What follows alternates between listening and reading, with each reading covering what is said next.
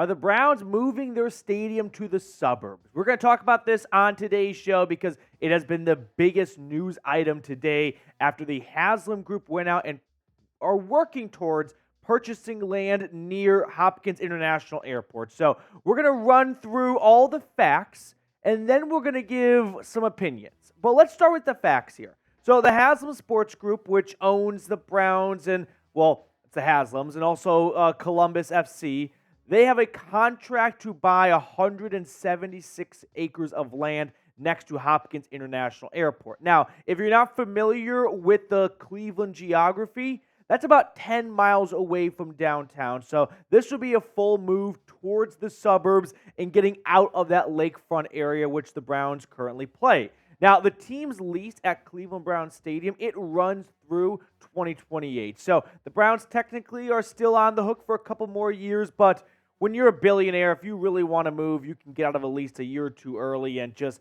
eat whatever costs. So I don't think that's going to be any sort of hurdle, but at the very least, the Browns know at 2028, we are homeless, but not really. So we do have the option to maybe move on to a new stadium after that. But here's what the proposed land would be. So it's right next to the airport, like across the street from the airport, not a little bit down from the airport, but right next to it. So when I first saw this, my initial thought was, we have seen some other teams purchase land to build a stadium near airports. Not too long ago, the 49ers, they got Levi's Stadium in Santa Clara, and you can see the red dot towards the top of the screen, and that's not far from San Jose International Airport. It's not directly across the street, but it's not far. Now, what's unique about the 49ers Stadium is it has actually caused a lot of issues, both for pilots and planes and spectators. For starters, pilots have had lots of issues with all the lights from the stadium when they are doing late-night approaches. As for the fans, well, the stadium, someone might fact-check me, because they're so close to the airport, they actually had some constraints of how tall the stadium could be, and they also build the stadium in an awkward north-south direction, so fans have gotten a lot of sunlight on them, which that might not be the case in Cleveland, but what could be the case is people have complained about all of the air traffic noise during games, and that has led to some reorganization of flight patterns coming in when the 49ers are playing at home. So there have been some issues with the way the Niners have constructed their stadium near San Jose International Airport. Now, most recently, we had SoFi Stadium open up, and that is even closer to an airport, LAX. Now, it's not right across the street like what this proposed land would be, but one thing that the Rams did was they actually built their stadium underground more so. Like when you walk into SoFi Stadium, you are walking into like the second or third level. You're not walking in field level. And that was some way of working around, okay, if we can't have a dome because we're too high next to an airport, let's just dig into the ground. Maybe the Browns would consider doing that. I've got no idea. I'm not a construction worker. But if you want a dome stadium, I have to envision the FAA has some rules about we can't have any buildings this high next to the airport. And a dome stadium might be a problem for that unless the Browns were to build or dig into the ground. And again, not a construction worker, but that sounds somewhat expensive to do. Ultimately, I think this is a leverage move by the Haslams. The Browns, the Haslams, they want a dome. Okay, that's not a big secret anymore. The city of Cleveland, Mayor Bibb, they do not want to pay for a dome. At least they don't want to pay for a dome or percentage-wise as much as the Browns would like the city and the county and the state to chip in. So we've got a bit of a leverage situation here, similar to what the Chicago Bears have done as they purchase land out in the suburb to try and get the city and the state to pony up some more money for a dome stadium. Personally, as we move away from the facts and kind of get towards the opinion side of this now, I love stadiums across all leagues being in the city. I think it really just breathes and shows the DNA of that city, and I love when that is woven into the team. And I love the lakefront visual. I love the flyovers. I love the blimp kind of look of like, look at Cleveland Browns Stadium right off the shores of Lake Erie. And the Muni Lot's awesome, but major changes have to be made to the lakefront scene. It's a disaster to park there. It's impossible to have anything to do outside of the stadium before or after the game. I know there have been some propositions of, hey, let's get a land bridge and maybe that will help move people around easier, but changes have to be made. The Browns simply can't just build a new stadium where it is and call it a day.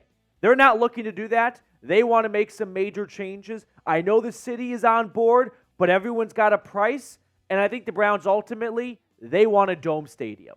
So, with that being said, I love stadiums being in cities and whatnot, but I do want to know if you had to make a decision between downtown Cleveland and the Cleveland suburbs, what would you pick?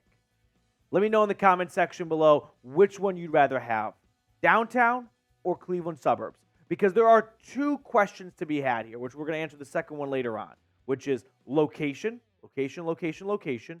and you want a dome or not a dome. And those two conversations, those two questions are separate in my opinion. But let's look at the Browns statement themselves because they announced one shortly after the news broke today. And this comes from Peter John Baptiste, the Browns Senior VP of Communications. We've been clear on how complex future stadium planning can be. One certainty is our commitment to greatly improving our fan experience while also creating a transformative and lasting impact to benefit all of Northeast Ohio.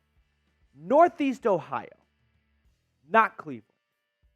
That really jumped out to me, right?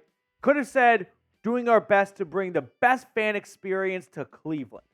But the Haslam Sports Group, they have been very particular from day one of this potential new stadium search that it is about Northeast Ohio. They are giving themselves slack and an opportunity to get out of the state, get out of the city without ever saying we were going to be in Cleveland all along, right? They are building that potential move in to all the statements they have made since day one of this search. Now, we're going to look more at that statement in just a moment, but first, a quick word from our sponsor today, which is Mando. How many times have you heard people say, new year, new me? Now, how many times have you heard someone say, new year, no stink? That is what Mando is all about. From the makers of Lume deodorant, Mando is here to make sure 2024 is the year you showcase your best hygiene. If you suffer from stinky feet, stinky pits, or stinky, well, you know what, below the belt, well, then Mando's doctor-developed and clinically proven odor blocker is worth giving a shot. And new customers can get $5 off a starter pack at shopmando.com with promo code CHAT. Mando's starter pack is perfect for new customers. It comes with a solid stick deodorant, cream tube deodorant, 2 free products of your choice like mini body wash and deodorant wipes, and free shipping. Now, luckily for the Dog Pound, I've got a discount code to get you guys hooked up with my favorite smelling whole body deodorant on the market. New customers get $5 off the starter pack when they go to shopmando.com and use promo code, there it is, CHAT. So, make sure you get started today. That equates to over 40% of your starter pack when you use code CHAT at shopmando.com/.com. All that information is in the comments and description of today's video. Moving on with the statement from the Browns Senior VP of Communications. We understand the magnitude of opportunity with a stadium project intent on driving more large-scale events to our region and are methodically looking at every possibility. We appreciate the collaborative process with the city of Cleveland and the leadership of Mayor Bibb in analyzing the land bridge and renovating the current stadium. Now, I want to look at that last part a little closely. Renovating the current stadium. The Browns want to bring more events to the area, and they know, and this is just a fact at this point, you cannot add a dome to the current stadium. When Cleveland Browns Stadium was constructed to reopen, or not reopen, but bring the Browns back 2+ decades ago, they cut corners. They moved quickly for that Week 1 game in 1999. So, unfortunately, there is no possibility of adding a dome to it. That's just the engineering element of it. So, if the Browns want to bring attention to Northeast Ohio, to Cleveland, bring events like that, large-scale events, and they also want to renovate, I don't see a way they can renovate with the Dome. To me, that sounds like a full-blown brand new stadium if they want to accomplish both things. Large-scale events and keeping it in Cleveland. More from Peter John Baptiste. At the same time, as part of our comprehensive planning efforts, we are also studying other potential stadium operations in Northeast Ohio at various additional sites. There is still plenty of work to do and diligence to process before a long-term stadium solution is determined, and we'll share further updates at the appropriate time. One more time, for the people in the back, Northeast Ohio, not Cleveland. Browns, I don't think, are trying or hoping or wanting to leave Cleveland in terms of their stadium location, but they want the best possible venue. The Haslams want to build a Browns campus where they can own all the land, they can put bars and restaurants and hotels and cha-ching, make money. That is the ultimate goal. Sorry for the blackout. That is the ultimate goal for all these new owners or newish owners that want to build their own stadium. They want to have kind of like what Jerry Jones has with the Cowboys, right? In Arlington, and it's Jerry World. It's more than just the stadium. There's a whole lot going on, and he's got all of his hands on it. That is the ultimate goal for the Haslams. And if that goal can't be accomplished in Cleveland, they'll move. And personally, I don't have a huge gripe with that. Like when it comes to dome versus not a dome, I was team Browns weather, AFC North, outdoor football in December. That's the way it was made to be played. But I can tell you the exact moment I switched sides. The Saints game in 2022. When the Browns were home, and it was win or go home if they wanted to stay alive in the playoff race. And a team from New Orleans who plays in a dome, practices in warm weather down in the bayou, came into Cleveland in a frigid, cold December day with winds hurling, and they beat the crap out of the Browns. Like, they bullied them. They beat the Browns at their own game. At that moment, I realized, wait a minute. If there's not going to be an advantage to being home in December when southern teams come up north and play in the very cold temperature, then what are we doing this for? Who enjoys sitting in the cold? No one does. Like, there is a pride element to, hey, this is Cleveland Browns football. It's cold, and we're going to punch you in the mouth. But if you do all that stuff and then lose the game, then what's the damn point? I'd rather be comfortable and lose than be cold and lose. That's just a double loss at that point. Now, there are some benefits to a dome. You can host a Super Bowl, year-round concerts, Final Four, other various sporting events. My one slight pushback to who everyone always says, build a dome, and you get to have the Final Four, and you get to have the Super Bowl. I mean, the Vikings built a dome stadium. They got both those things. I don't know if they're ever going to get them again, though. So, if you get it once, financially, I don't really know if that's truly worth it, right?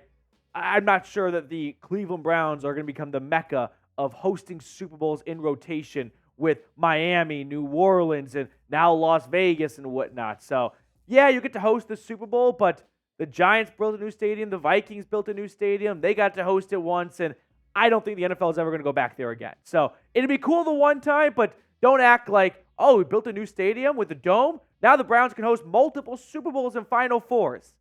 Let's slow down on that front. But let me know. Do you want a dome stadium? Type Y for yes or type N for no. Get in the comment section right now and let me know whether or not you want a dome stadium. I was team no dome, which sounds weird, but now I'm team dome. Okay, make sure to subscribe to the channel if you have not already. With that being said, let's pick a card to wrap up the show. Cullen, which card do you want to go with? Good question today. It's a dome, so there's no zero. So I'm thinking face card because of the face of the Brownies. Yeah. I love how in depth you go for deciding this. All right. So the Haslams are the king. of Browns Kingdom, I guess, by default. So I'm going to go with Kings. And as for a number, I guess a thing, I'm going to say King of Spades. King of Spades? King of Spades. All right, I'll go with Queen of Diamonds for no reason at all. 9 of Diamonds. 9 of Diamonds. All right, that's going to do it for us on today's show. Thanks so much for tuning in. Hopefully, everyone walks away with a better understanding of what is going on with the Haslams as they search for a new potential stadium land.